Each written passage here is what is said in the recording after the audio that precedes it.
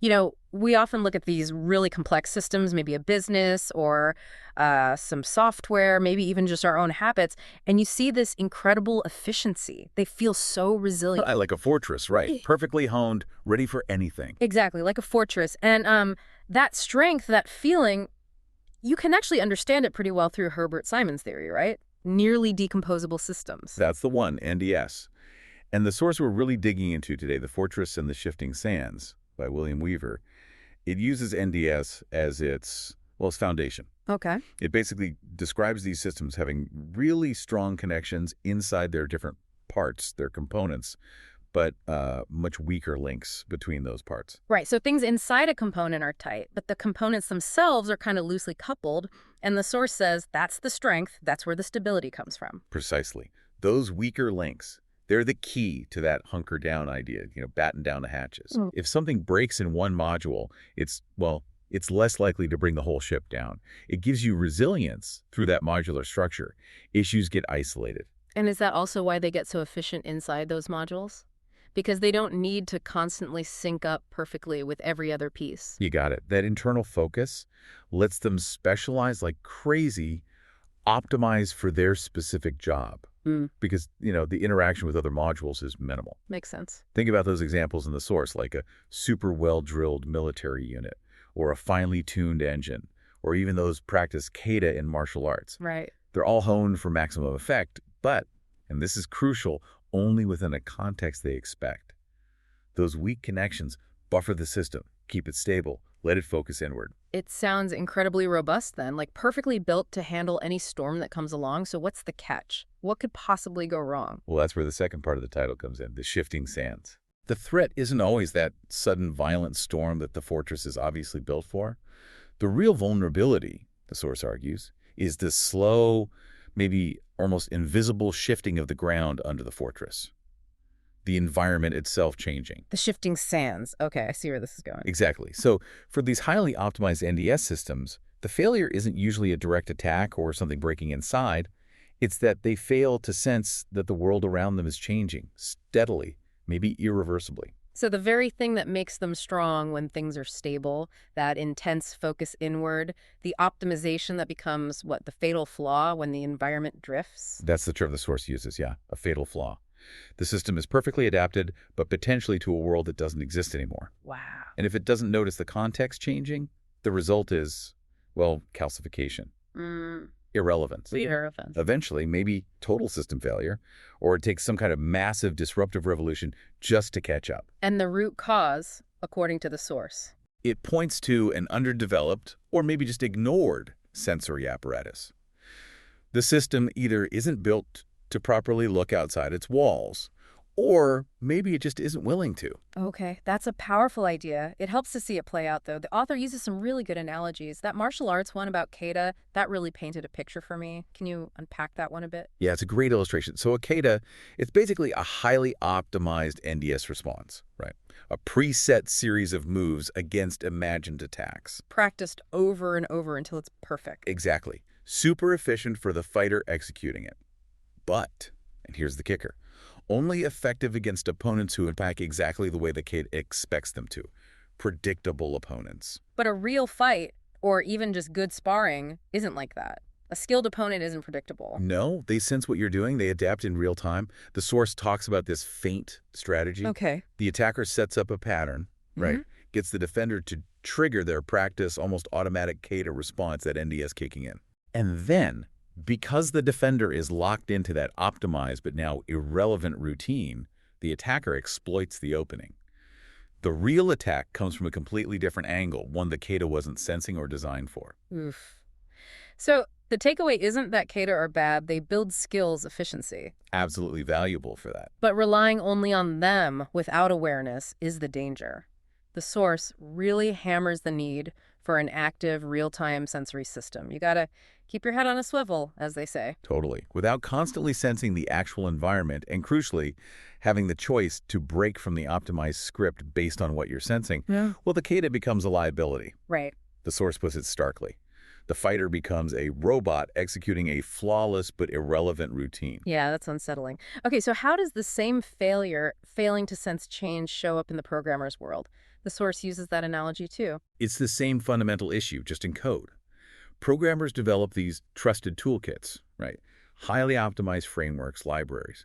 They're like the programmer's NDS-proven, efficient modules for handling a specific kind of problem. And naturally, when a new challenge pops up, you reach for the tools, the ones that work well. Of course.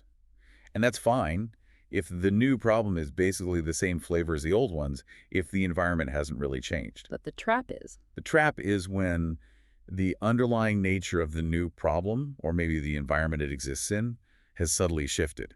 If you just apply the old optimized framework without really stopping to sense that shift and reevaluate critically, it can be a disaster. So the code might look beautiful, elegant even, internally consistent. Yeah, elegant in its internal construction, as the source says. But it's fundamentally the wrong solution because it's mismatched to what the current environment actually demands.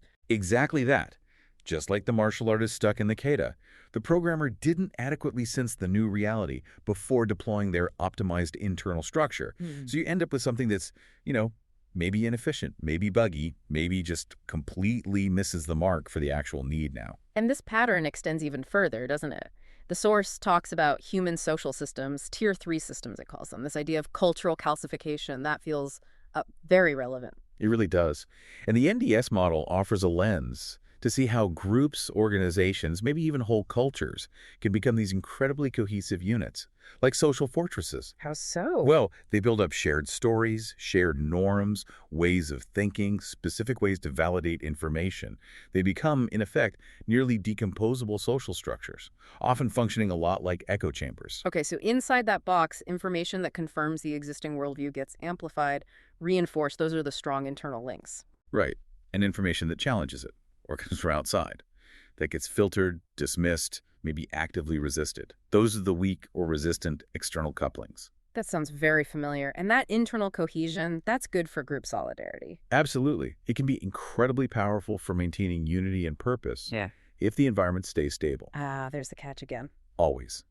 The source points out that if the external world does change, societal values shift, technology advances, the economy transforms, new science emerges, these internally optimized social structures can become, and this is the source's phrase, dangerously blind. Because their very strengths, that optimization for internal agreement, makes them fight against sensing or integrating crucial outside information. Precisely. It leads to that calcification of thought, a failure to adapt, a growing disconnect from reality as it evolves. And the consequences.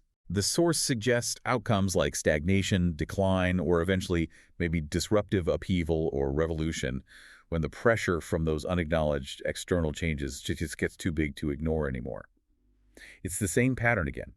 Inward focus, optimized internal coherence, but a lack of sensing or adapting to external shifts. It really all seems to circle back to a core idea from the source's own model, the standard systems model. Yeah. Something about measurement starting with the environment. Exactly. That's the foundational point. The flow it describes goes like this. The environment is where it starts. That generates data. Okay. That data then has to be perceived by transducers, basically, our sensors.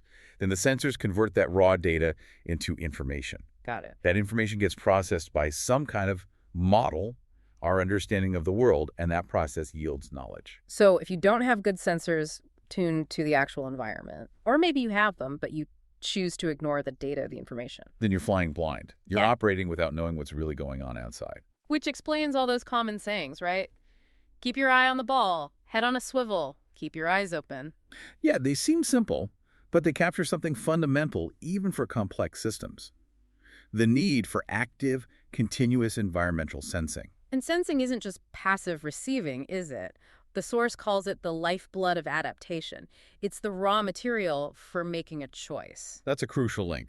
Those rote automatic NDS responses, no matter how optimized, they just aren't enough when the environment itself is changing or unpredictable. So true resilience needs more. It requires agency, the capacity to actually choose a response based on fresh, relevant information coming in from the environment, not just falling back on old, ingrained patterns. Okay, so let's try and pull this all together. The core tension here is NDS gives you this powerful internal stability. Great for weathering predictable storms, handling known tasks efficiently. The fortress part. Absolutely invaluable for that. Right. But That very strength, that internal focus, becomes a critical weakness if it makes the system ignore its external environment. When the sands are shifting. Right. An inward-looking system, however beautifully optimized inside, if it fails to sense those shifts, it risks becoming, I like how the source puts it, a beautifully constructed relic, perfectly adapted to a world that no longer exists. Wow. Like that martial artist caught by the feint because they only knew the kata? Or the programmer using an old framework for a totally new kind of problem. Or that culture stuck in its echo chamber while the world moves on outside? Exactly. They all show the danger of optimizing internal decomposition without also investing in active environmental sensing and the ability, the willingness to make adaptive choices. So the ideal isn't just NDS. The source has a term for the more resilient version, an open NDS. That's it, an open NDS. Yeah. It doesn't throw away internal structure or efficiency. It still has those strong internal bonds. But it also actively invests in its sensors. It's constantly gathering and trying to make sense of information from its environment. The flows of energy, material, and especially information. And critically, it keeps the power, the agency, to change its internal structures or responses based on what it learns from the outside. So the big takeaway here from the fortress and the shifting sands is really about balance, isn't it? I think so. You need that internal coherence, the strength of the fortress, definitely. But you absolutely have to balance it with external awareness. You need to sense the shifting sands. Making sure, as the source says, that our well-defended fortresses have windows. And that we are willing to look through them and act upon what we see. A really vital lesson, whether you're thinking about your job, your team, a company, or even just yourself trying to navigate, well, everything that's changing. Definitely gives you something to think about. Yeah, maybe think about your own optimized routines, your skills, maybe systems you're deeply involved in personally, professionally, socially. As the world keeps shifting, and it always does, how are you making sure your fortress has windows? And maybe more importantly, are you actually looking through them and ready to adapt based on what you see out there? A good question to leave folks with. Indeed.